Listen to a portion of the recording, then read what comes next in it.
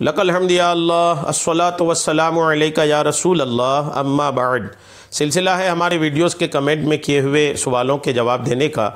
ایک ہمارے ناظرین میں سے انہوں نے سوال کیے ہیں کہ وضو کے پہلے اور وضو کے بعد کیا اوراد و وظائف پڑھنی چاہیے۔ اس سلسلے میں آپ کو عرض کر دوں کہ کیا اوراد و وظائف پڑھنی چاہیے، آپ توجہ کے ساتھ اس کو سنیں، انشاءاللہ آپ کو خوب برکتیں بھی حاصل ہوں گی، اور وضو کے بعد کے کچھ ایسے اعمال پیش کرنے کی سعادت حاصل کر رہا ہوں جو مختصر ہونے کے بعد بھی بہت سارا ثواب اپنے دامن میں سمیٹ کے رکھے ہیں۔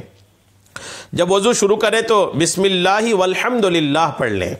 بسم اللہ والحمدللہ پڑھنے میں یہ فضیلت یہ ہے کہ اس وضو سے جب تک آپ باوضو رہیے گا، الحمدللہ فرشتے آپ کے لیے مسلسل کنٹینیو نیکیاں لکھتے رہیں گے۔ بسم اللہ الرحمن الرحیم بھی پڑھ سکتے ہیں، لیکن بسم اللہ والحمدللہ یہ پڑھنے میں فضیلت یہ ہے کہ اس وضو سے جب تک وضو آپ کا سلامت رہے گا، فرشتے آپ کے لیے مسلسل نیکیاں لکھتے رہیں گے۔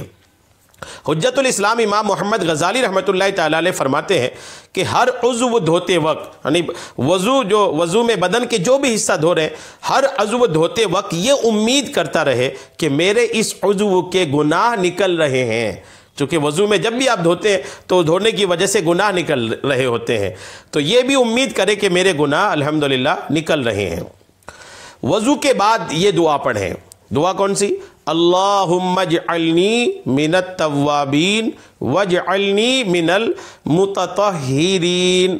ترجمہ سنیں، اے اللہ عز و جل مجھے کثرت سے توبہ کرنے والوں میں بنا دے اور مجھے پاکیزہ رہنے والوں میں شامل کر دے۔ یہ دعا وضو کے بعد پڑھنی چاہیے، اور کوشش کریں کہ جب یہ دعا پڑھیں تو اول آخر درود شریف پڑھ لیں، پہلے درود شریف پھر دعا پڑھنے کے بعد درود شریف۔ حدیث پاک میں ہے کہ جس نے اچھی طرح وضو کیا اور کلمہ شہادت پڑھا، اچھی طرح وضو کیا اس کے بعد کلمہ شہادت پڑھا، تو اس کے لیے جنت کے 8 دروازے کھول دیے جاتے ہیں۔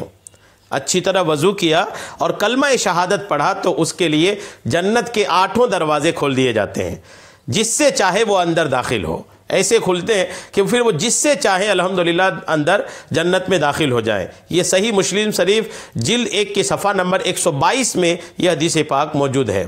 تو کلمہ شہادت عموماً لوگوں کو آتا ہے، اشہد ان لا الہ الا اللہ وحدہ وحدہ لا شریک لہ واشہد ان محمدا عبدہ ورسولہ۔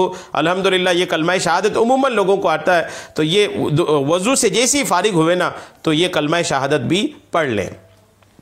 وضو کے بعد سورہ قدر پڑھنے کی فضائل حدیث مبارک میں موجود ہے کہ جو وضو کے بعد ایک مرتبہ سورہ قدر انا انزلناہ فی لیلۃ القدر یہ جو سورت ہے یہ پڑھے تو وہ صدیقین میں سے ہیں، اور جو 2 مرتبہ پڑھے تو وہ شہداء میں شمار کیا جائے، اور جو 3 مرتبہ پڑھے گا تو اللہ عز و جل میدان محشر میں اسے اپنے انبیاء کے ساتھ رکھے گا۔ کم سے کم 1 بار پڑھ لیں، وقت ہے تو 2 بار پڑھ لیں، اللہ توفیق دے تو 3 بار پڑھ لیں۔ تینوں کے فضائل آپ نے الحمدللہ سنے۔ یہ حدیث پاک کنز العمال جلد نمبر 9 کے صفحہ نمبر 132 میں ہے۔ اور یہ فضیلت بھی آپ سنیں کہ جو وضو کے بعد آسمان کی طرف دیکھ کر سورہ انا انزلنا پڑھ لیا کرے، انشاءاللہ عز و جل اس کی نظر کبھی کمزور نہ ہوگی۔ آسمان کی طرف دیکھ کے انا انزلناہ فی لیلۃ القدر یہ جو صورت ہے پڑھ لیں اس کو، سورہ قدر کو، الحمدللہ نظر بھی کمزور نہیں ہوگی۔ تو یہ کچھ وظائف تھے، پڑھنے کے تھے، اوراد تھے جو میں نے آپ کو پیش کرنے کی سعادت حاصل کی۔ اس کو اپنی عادت میں لائیے، انشاءاللہ آپ کو خوب برکتیں حاصل ہوں گی۔ اللہ تبارک و تعالی ہم سب کو سننے سے کہیں زیادہ عمل کی توفیق عطا فرمائے، آمین بجاہ النبی الامین صلی اللہ تعالی علیہ وسلم۔